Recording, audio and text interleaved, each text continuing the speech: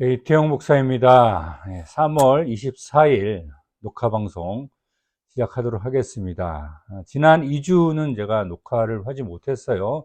우리 교회 이제 대신방 기간 중이라서 좀 몸도 피곤하고 또 여러 가지로 이렇게 준비하는 것이 쉽지는 않아서 2주는 건너뛰었고, 이제 또 3주 만에 여러분들도 이렇게 녹화방송으로 만나 뵙게 되어서 너무나 반갑습니다. 벌써 3월도 이제 막바지로 치닫고 있고요. 이제 부활주일도 몇 주 남지 않았고, 이제 확연한 봄의 기운이 이제 느껴지는 그런 좀 일교차도 좀 있고 추울 때도 있지만 봄의 기운이 확연하게 느껴지는 그런 시기가 다가왔습니다.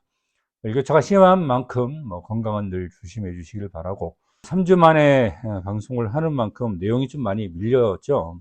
그래서 그 앞에 해당되는 이야기를 좀 간략하게 포함을 하면서 이야기를 이어가도록 하겠습니다.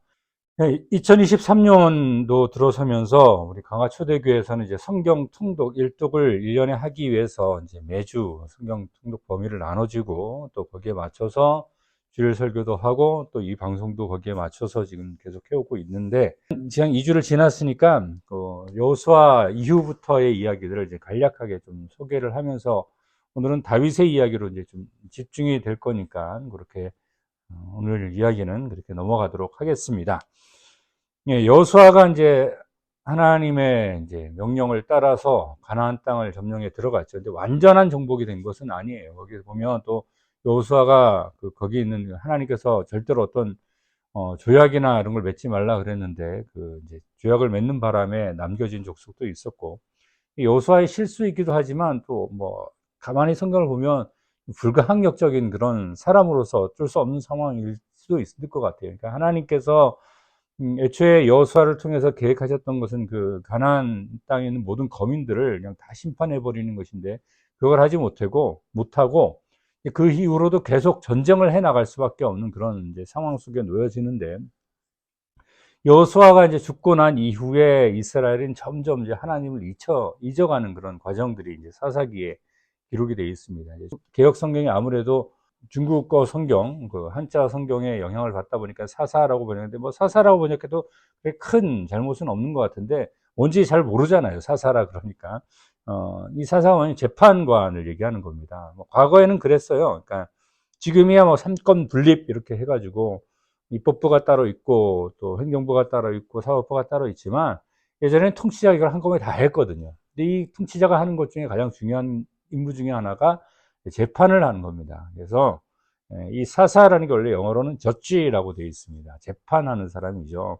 그래서 하나님께서 그 재판하는 사람들, 그 재판관들, 사사들을 세워서 이스라엘로 하여금 계속해도 하나님을 떠나지 않게끔 하려고 했는데, 어떻게 됩니까? 사사기 내용을 쭉 읽어보면 그래요. 여호수아 이후에, 여호수아 때까지만 해도 광야에서 그들을 인도하신 하나님을 좀 간절히 찾는 사람들, 그래서 여호수아가 말을 하잖아요. 마지막에 나와 내 집은 여호와만 섬기겠노라 이렇게 하는데, 사람들이 세월이 지나면서 이제 잊어버리는 거죠. 하나님께서 어떤 분이셨고 어떻게 인도했던 것을 다 이제 까맣게 잊어버리니까, 그 가나안 땅에 있었던 그 다른 이방 신들, 우상들을 섬기기 시작을 하는 거예요. 그렇게 되다 보면 하나님을 잊다 보니까 하나님께서 또 그 주변에 있었던 다른 이방인들을 통해서 이스라엘을 치고, 또 이스라엘이 그럼 또 정신을 차려서 하나님께 잠깐 돌아오고, 이런 과정들이 이제 사사기에 계속 반복이 되어지는데, 앞에 세워졌던 사사들에 비해서 뒤로 갈수록 사사들이 문제가 점점 생깁니다.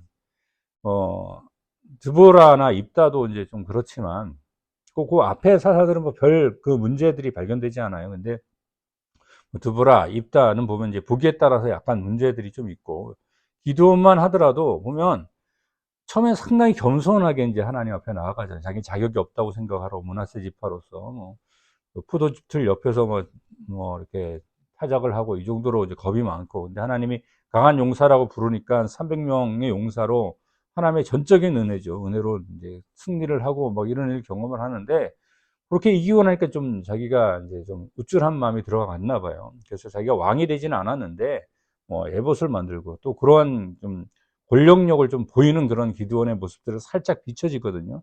이 성경은 좀 사람 심리를 묘사를 거의 안 합니다. 필요할 때는 이제 하긴 하는데 거의 안 하기 때문에 겉모습만 가지고 모든 것을 객관적으로 판단해야 되는데 기드온의 모습을 보면 그래요. 그러니까 왕이 세워지진 않지만 권력욕에 어느 정도 좀 맛이 든 그런 사람이 되고 결국 그 아들들로 인해서 뭐 완전히 파장이 나잖아요. 아들들이 이제 서로 왕이 되려고 하다가 이제 왕자의 난처럼 기드온은 왕도 아니었는데 뭐 삼손은 뭐 말할 것도 없습니다. 뭐 뱃속에서부터 나신인으로 바쳐졌음에도 불구하고 이방 여인들하고 꼭 사귀려고 그러죠. 블레셋 가가지고 이방 여인들 데려와서 결혼하려고 그러고 결국은 자기가 그 이방 여인을 좋아하는 것 때문에 하나님께서 하셨던 힘도 다 잃어버리고 물론 맨 마지막에 하나님께서 함께 하심으로 인하여서 블레셋의 많은 사람들을 죽이는 그건 하나님의 능력이었죠. 삼손 자체는 정말 훌륭했던 사사였다라고 보기는 참 어려운 그런 상황이고 그 이후에 진행된 삼손 이후에 진행되는 사사기의 내용을 보면 그걸 내가 자세히 묘사하지는 않겠어요. 한번 읽어보세요. 정말 뭐 막장 드라마보다도 못한 그런 도대체 뭐 스토리가 이래 막 드라마를 일부러 써도 그렇게 막장으로 쓰기 참 어렵다 할 정도로 진짜 막 상상할 수 없는 이 이스라엘에 의해서 이제 하나님의 백성이잖아요. 이스라엘에 의해서 벌어지고 그것으로 해서 자기들끼리 이제 서로 싸우는 성적 문제랑 관련이 된 그런 성적 타락과 관련된 일인데 그게 자기들 민족 간의 분쟁이 되어서 뭐 거의 다 없애버리는 그런 일까지 해서 보쌈해 나가는 그런 방식으로 그 이제 족속을 유지해 버리는 그런 일들이 생기죠. 그리고 그 사사기의 결론이 그렇습니다. 그때 왕이 없었더니 사람들이 자기 소견에 옳은 대로 행하였더라. 이게 이제 사사기의 결론입니다. 아무리 하나님의 백성이라고 하지만 자기 소견에 옳은 대로 행하니까 그렇게 하나님의 백성임에도 불구하고 그냥 지금의 도덕 기준으로 봤을 때도 정말 타락한 수준까지 하나님의 백성이 그렇게 망해가는 그런 모습을 이제 사사기에서는 아주 적나라하게 그리고 있는 겁니다. 진짜 왕이 없었습니까? 아니죠. 그들에게 눈에 보이는 왕이 없었던 거죠.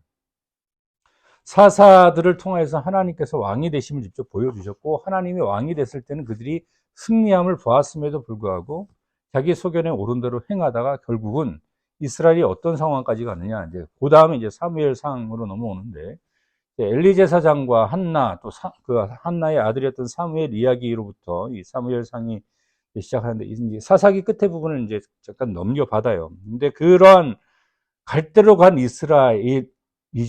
그래서 그 상황을 묘사하기를 하나님의 말씀이 희귀하였다. 그래서 선지자도 없는 거죠. 하나님의 말씀을 들을 만한 선지자가 있어야 되는데 하나님의 말씀이 희귀해서 하나님의 말씀을 듣는 사람, 엘리라는 제사장조차도 하나님 앞에 서는 제사장임에도 불구하고 하나님 음성에 관심이 그러니까 제사장이었던 것 같아요. 그래서 하나님 뜻도 아는데 보면 나중에 자기 아들들을 처리하는 문제를 보면 자기 명예 때문에 움찔하지 그 아들들이 하나님의 어떤 뭐 제사법이라든가 이런 것 어기는 거에 대해서는 그냥 눈 감고 넘어가는 그런 타락한 상황. 근데 그때 하나님의 말씀을 듣는 사람이 누굽니까? 어린 사무엘이. 그러니까 하나님께서 그 어린 사무엘을 하나님께서 선택하셔가지고 하나님의 음성을 들려주고 그 하나님의 말씀이 희귀할 때에 하나님의 말씀의 사람이 세워지는 그런 상황을 이제 사무엘상 처음 시작에 이제 보여지는 겁니다. 이걸 우리 오늘 이 시대에 우리가 한번 좀 반영을 좀 투영을 좀 해봤으면 하는 생각이 있습니다. 하나님의 말씀이 희귀했다 사무엘 때에 지금 한국 교회뿐만 이 전 세계적인 상황이 뭐 마찬가지가 아닌가 그런 생각을 해요. 여기저기에 수도 없이 많은 그런 그 정보들, 기독교 관련 정보들도 있고 또 기독교 이외의 정보들도 있고 수많은 정보들이 쏟아지지만 그 가운데 진짜 살아계신 하나님의 말씀이 있는가? 하나님의 말씀을 왜곡하고자 하는 그런 뭐 일들이 훨씬 더 많은 것 같아요.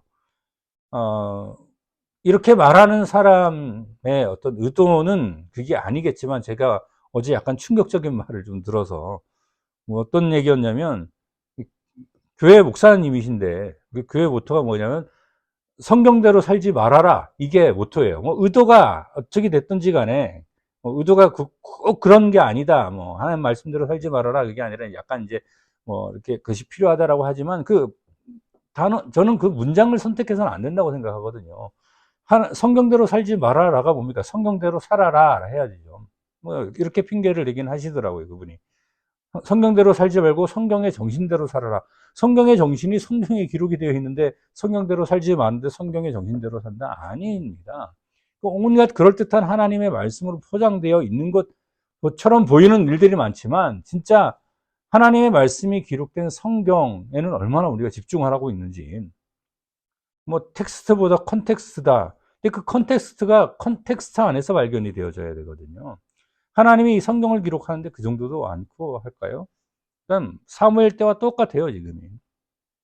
하나님의 말씀을 하나님의 말씀으로 받아들이지 못하는, 그래서 자기가 상상하는 어떤, 그때 왕이 없었더니 사람들이 자기 소견에 오른 대로, 내 소견에 하나님의 뜻이 이거다. 성경이 뭐라고 기록되어 있던지, 그건 아니야. 그건 하나님의 뜻이 아니고, 과거의 사람들이 그렇게 한 것이고, 아니, 성경을 믿는 사람이 어떻게 그런 식으로 얘기를 합니까? 정말 하나님의 말씀이 희귀할 때에, 정말 제가 요즘은 이제 쇼츠를 영상을 만들어서 올리기도 하잖아요. 근데 거기서도 제가 강조를 했지만 사람들에게 그럴듯하게 아무리 설득하고 그 사람들에게 그럴듯하게 이야기를 해도 진짜 하나님의 뜻이 아니면 그거는 어떤 소용도 없습니다. 그러면 하나님을 믿고 하나님이 살아계시다는 신앙을 갖고 있는 성도라면 하나님의 진짜 말씀, 하나님의 뜻이 무엇인지를 찾아가는 것이 당연하지 않습니까? 그리고 그것을 알 수 있는 기준은 우리에게 무엇을 주셨어요? 기록된 하나님의 말씀, 성경이란 말이에요. 근데 성경대로 살지 말아라. 그렇게 말씀하시는 분의 의도는 충분히 알겠지만 저는 그렇게 말해서도 안 된다고 생각을 합니다. 성경대로 살아라.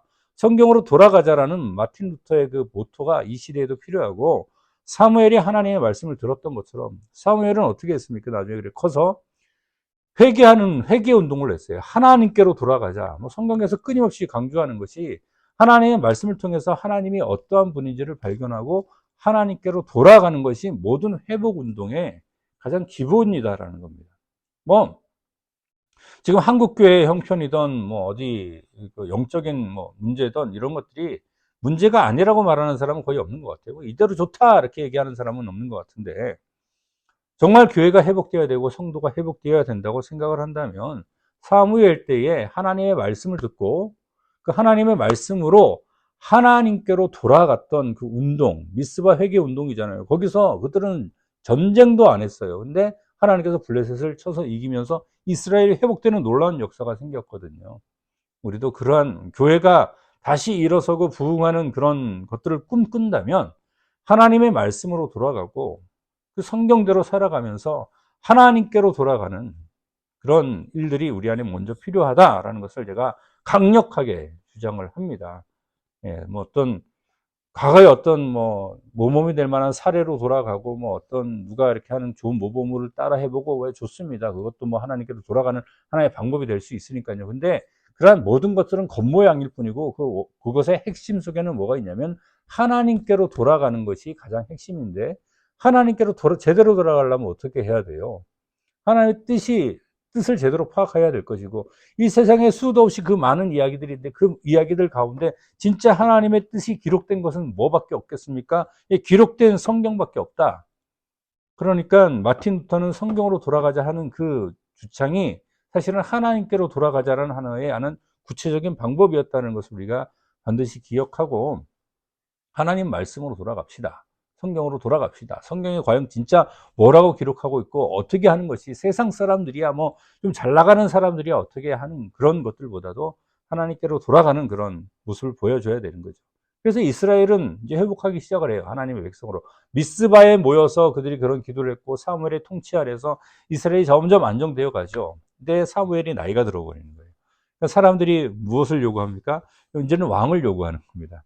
참 어이가 없는 거예요. 사무엘 입장에서는. 사무엘이 아직 죽지 않았어요.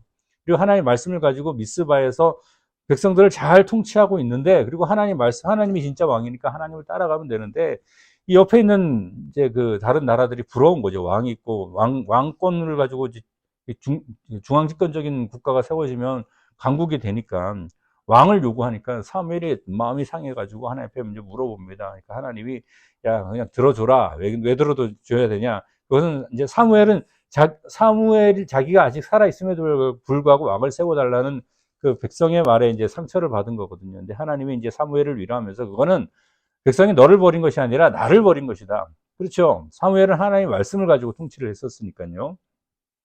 그 사무엘을 버리고 왕을 요구하는데 대신에 그 왕도 하나님의 그 모세에게 이미 그 왕이 세워질 것에 대해서 신명기에 다 기록을 해놨거든요. 그런 율법에 의한 제대로 된 왕을 이제 세울 수 있도록 왕의 통치에 대해서 백성들의 장로를 가르치고 이제 왕을 세우게끔 하나님께서 허락을 하십니다. 그리고 이제 왕이 세워지면 너희들 더 고생할 걸 이제 이렇게 얘기를 하죠. 당연하죠. 왕이 세워지면 왕궁도 세워야 되고 뭐 또 왕에게 필요한 어떤 여러 가지 의전이나 이런 것들 다 필요하고 이거 다 어디에서 나옵니까? 백성들에게서 나오잖아요. 그러니까 너희들 그만큼 더 어려워질 걸. 아, 그래도 좋습니다.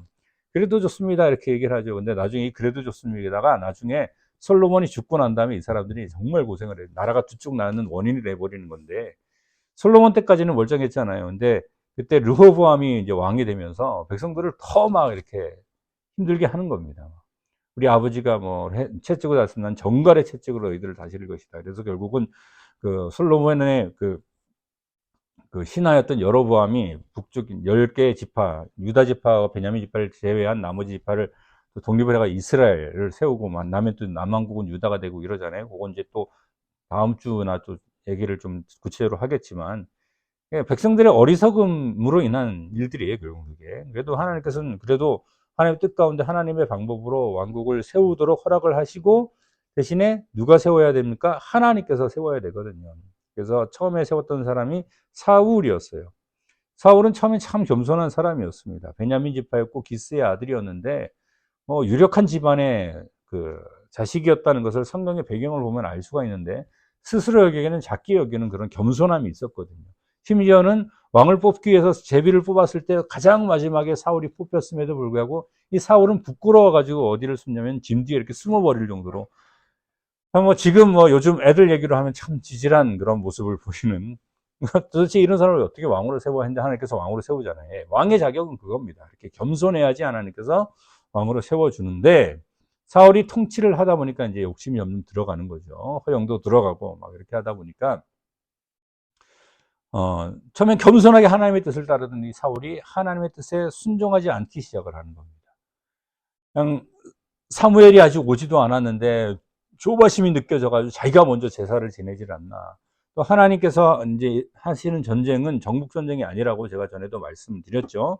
정복 전쟁이 아니라서 그 안에 있는 그 어떤 것도 하나도 전리품을 남기지 말고 다 쓸어버려야 되는데 좋은 양들을 이렇게 가지고 온 거예요. 그러니까 사무엘이 도착해가지고 아니 이거 지금 들리는 양소리가 뭡니까? 그러니까 핑계를 내죠. 야, 이래저래 해서 제사를 드리려고요. 그랬더니 그때 그 유명한 나오죠. 순종이 제사보다 낫다. 그런 말씀을 하면서 하나님께서 사울을 버려버립니다. 그리고 다윗을 선택을 해요. 그리고 다윗은 여러 가지 고생, 우여곡절을 겪은 이후에야 한 10년 정도를 그렇게 고생을 한 이후에야 헤브론에서 이제 왕으로 되고 거기서 통치하다가 예루살렘으로 옮겨지는 그런 이제 그래서 결국은 온 이스라엘 통치하는 이스라엘 실제적인 2대 왕이라고는 하지만 실제로는 통합 이스라엘을 그 대이스라엘 제국을 처음 통치한 사람이 다윗이다라고 이제 보면 되는데 여기서 제가 마지막으로 이게 사울과 다윗을 한번 좀 대조를 해보면서 오늘 이야기를 한번 마무리하고자 합니다. 사울이 왜 하나님께서는 왕을 주셨다가 왕을 버렸을까요?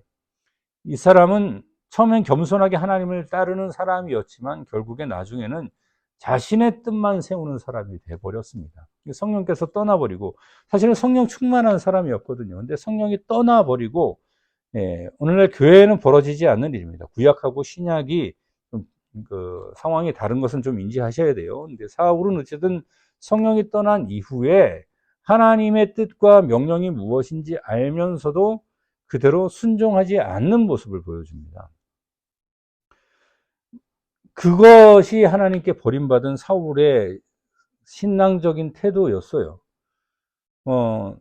가장 이제 이렇게 여러 가지 일들이 있었지만 이제 악령이 임해서 다윗이 있는데 창으로 찔러 창을 던져가지고 죽이려고 하고 또 쫓아다니고 요나단도 죽이려고 하고 이런 사건들도 있었지만 사울이 가장 이것을 극명하게 보여주는 일들이 다윗과 있었던 두 번의 사건이거든요. 사울은 아무리 다윗을 쫓아다녀서 다윗은 고생을 했지만 사울은 다윗을 죽이지 못합니다. 사울의 그 세력이 훨씬 크죠, 다윗보다. 다윗이 유다에서 이제 어느 정도의 뭐 세력을 가지고 있었다고는 하지만 유다 사람 얼마나 되겠습니까? 사울은 이스라엘의 왕이었는데. 그런데 다윗을 치지 못하잖아요. 근데 오히려 상황이 다윗이 사울을 죽일 수 있는 상황이 두 번이나 생기는 겁니다. 첫 번째는 엔게디 광야에서 그, 그, 그 아둘람 동굴에 들어가서 숨어 있는데 사울 왕이 거기에서 이제 뒤를 보려고 들어왔다가 거기 이제 사울은 뒤를 보고 있고 그 안에 다윗과 다윗 사람들이 있으니까 얼마나 죽이기 좋은 조례치 않습니까? 근데 죽이질 않고 어떻게 합니까? 옷자락만 살짝 뱉는데 다윗은 그것도 마음에 찔려가지고 나중에 사울 왕에게 옷자락을 들어보면서 이거 보이냐고. 난 당신 죽일 수 있었는데 안 죽였다고. 예, 하나님의 기름 부음 받은 사람이기 때문에 내가 심판하지 않고 하나님께 심판을 넘기겠다고. 근데 왜 당신은 계속 날 쫓아다니냐? 그러니까 사울이 그때는 하나님의 뜻을 알아요. 그래서 하나님의 뜻을 알고 하나님께서 다윗 너를 왕으로 세울 것이라는 것을 내가 인정. 그래, 너는 가라. 내가 다시 너를 쫓아다니지 않겠다. 이게 첫 번째, 사울이 다윗에게 죽을 수도 있었는데 다윗이 죽이지 않고 다윗을 살려줬을 때의 사울 왕의 태도였습니다. 그러니까 인지적으로, 지적으로도 하나님의 뜻이 무엇인지 알고 있었다는 거, 알게 되었다는 거죠. 성령이 그 안에 없어도 그 모든 상황을 통해서 하나님께서 다윗을 왕으로 삼으셨고 결국은 왕을 다윗으로 세울 것이구나라는 것을 자기 입으로도 확실하게 인정을 해버려요. 그런데 또 다윗이 십강야에 있다는 얘기를 듣고는 또 쫓아가잖아요. 또 쫓아가는 겁니다. 근데 다윗을 죽입니까? 아니요. 여기서도 똑같은 일이 벌어지죠. 군사들 1000명을 데리고 가서 군사들 옆에 쭉 이렇게 있는 상황에서 자기는 가장 가운데서 안전한 자리에서 자고 있었습니다. 뭐 사울은 상상도 못 했겠죠. 자기가 위험에 처할 거라고. 왜? 자기 주변에 그렇게 많은 군사가 있는데 뭐 누가 적이나 뭐 다윗이나 누가 쳐들어오면 깨우겠지라는 생각으로 아주 곤하게 잠들고 있었는데 웬걸 사울만 깊이 잠들었습니까? 그 주변에 있는 모든 군사들도 다 잠이 들어요. 그래서 다윗이 아비새하고 사울한테까지 가서 아비새가 저기 뭐, 다윗 보고 다윗이 못 죽이겠으면 내가 죽이겠습니다. 저기 창도 있고 그냥 한 번에 그냥 뭐 두 번도 찌를 것도 없고 그냥 한 번만 찌르면 죽일 수 있으니까 허락만 해 주십시오. 근데 그때 다윗이 뭐라 그래요? 아니, 하나님의 기름 부음 받은 자를 죽이면 안 된다. 그래서 죽이질 않고 그 다윗이 사울이 꽂아놨던 창하고 물병만 들고 이제 멀리 저기 언덕 위로 올라가서 거기서 이제 그 사울을 지켜야 되는 그 장군 아브넬을 부르죠. 그러니까 사울도 듣죠. 그 얘기를. 다윗이네 이러면서 사울이 또 다시 한번 느끼는 거예요. 맞아. 그때도 그랬었지. 하나님이 다윗을 보호하시고 나와는 함께 하지 않으셔. 그러니까 다윗이 왕이 될 것이야 라는 걸 또 인정하고 또 가버려요. 참 안타깝죠. 하나님의 뜻을 알면서도 그거를 받아들이지를 못하는 신앙생활 하는 동안에 사울과 같은 경우가 적지 않을 것 같아요, 우리가. 성경을 읽고 또 기도를 해보고 또 주변의 환경적인 상황을 봤을 때 누가 봐도 그것은 하나님의 뜻은 이렇다라는 것을 내가 아주 가슴 깊이 느끼면서도 그것을 따라가지 못해요. 그러면 안 된다는 거예요. 다윗을 한번 볼까요? 다윗은 반대로 전적으로 하나님을 의지합니다. 그 똑같은 장면이에요. 사울을 죽일 수 있는 장면. 다윗은 고생을 막 쭉 들어가죠. 처음에는 도망가서 저기 블레셋 아기스한테 도망갔다가 아기스가 알아보니까 수염에 침 질질 흘리면서 미친 척을 해. 얼마나 창피합니까? 막 그런 상황에 막닥뜨리기도 하고 사울이 계속 쫓아오니까 뭐 하루하루가 얼마나 초조했겠어요. 그 상황에서 사울을 죽일 수 있는 찬스가 생겼다? 이거는 뭐 누가 봐도 뭐 하나님이 판단해도 죽여도 뭐라 그럴 수 없는 상황. 왜? 나를 죽이려고 했던 사람이니까. 그리고 하나님 나를 기름 부으셨으니까 내가 왕이 될 수 있다는 정당성을 가지고 사울을 얼마든지 죽일 수 있는 게 몇 번 기회가 두 번이나 있었어요. 근데 다윗은 뭘 인정하는 겁니까? 하나님께서 기름 부음 받은 자고 하나님의 사울은 그래서 쓰러뜨리는 것도 누가 쓰러뜨린다? 하나님께서 쓰러뜨리고 하나님께서 심판하신다. 확신이 있는 겁니다. 그래서 안 죽여요. 그리고 자기가 하나님의 사람으로 왕으로 세워졌으면 지금 내가 이렇게 어려움을 당해도 언젠가는 하나님의 사람으로 올라갈 것이다라는 확신이 있는 거죠. 그러니까 사울을 죽이지 않고 모든 심판은 누구에게 맡기는 겁니까? 하나님께 맡기는 거예요. 사울과 다윗의 궁극적인 차이가 무엇이었을 것 같아요? 사울은 자기의 생각대로 하나님의 뜻을 알지만 그럼에도 불구하고 자기의 욕심과 자기의 감정대로, 다윗은 반대로 하나님의 뜻을 잘 알고 있기 때문에 자기의 감정은 그렇지 않지만 자기 감정대로라면 사울을 얼마나 죽이고 싶겠어요. 시편을 읽어봐요. 다윗의 마음은 정말 답답한 상황입니다. 지금 당장이라도 어떻게든 하고 싶은데 다윗이 그 시편에서 늘 고백하는 게 무엇인지 아세요? 하나님이여 심판하소서. 하나님이여 일어나소서. 모든 심판을 누구에게 맡기는 겁니까? 하나님께 맡기는 거예요. 그래서 그 손으로는 하나님께서 하라는 것만 하는 겁니다. 이것이 다윗과 사울의 차이입니다. 윤리적으로 사울이 훨씬 더 우월하지 못해서요. 다윗이 윤리적으로 우월해서요. 절대로 그렇지 않습니다. 윤리적으로 봤을 때는 사울보다 다윗이 더 나쁠 수도 있어요. 사울은 자기의 정치적인 욕심 때문에 자기의 딸을 다윗에게 아내로 주는 그런, 어떻게 보면 정략 결혼 같은 거니까 자기 딸을 이용한 거니까 되게 나쁘다고 볼 수도 있잖아요. 그래 놓고 그 자기의 딸을 어떻게 합니까? 다윗이 도망 다니는 과정 가운데 아내 둘을 얻으니까 그 미가를 또 다른 사람한테 줘버려요. 이미 다윗의 아내인데 또 줘버려요. 그러니까 사울이 윤리적으로 좀 안 좋아 보이잖아요. 근데 적어도 사울은 자기 자신이 가늠한 얘기는 성경에 없어요. 네. 자기 딸을 이용하고 그런 정치적인 욕심 때문에 이런저런 걸 하지만 사울이 가늠했다는 이야기는 성경에 없습니다. 근데 다윗은요, 어떻게 합니까? 오늘 만약에 이 현대의 다윗과 같은 지도자가 이 뉴스가 밝혀지면 그냥 정치적으로 매장입니다. 혼자 있다가 자신의 장군의 아내를 봤는데 너무 예뻐, 불러. 그리고 동침해. 근데 자식이 생겼어. 이거 들키면 안 되겠어. 그래서 어떻게 합니까? 살인교사를 하는 거죠. 덮어버리려고 우리아를 불렀는데 이 우리아가 얼마나 충성된 그 다윗의 신하였는지, 내 부하들은 싸우고 있는데 내가 여기서 집에서 편안히 아내와 잘 수가 없습니다. 그래서 왕궁에서 자잖아요. 그러니까 이게 다윗의 계획은 완전히 어긋나게 생겨났으니까 어떻게 합니까? 우리아를 저 최전방으로 보내가지고 죽여버려라. 살인교사까지.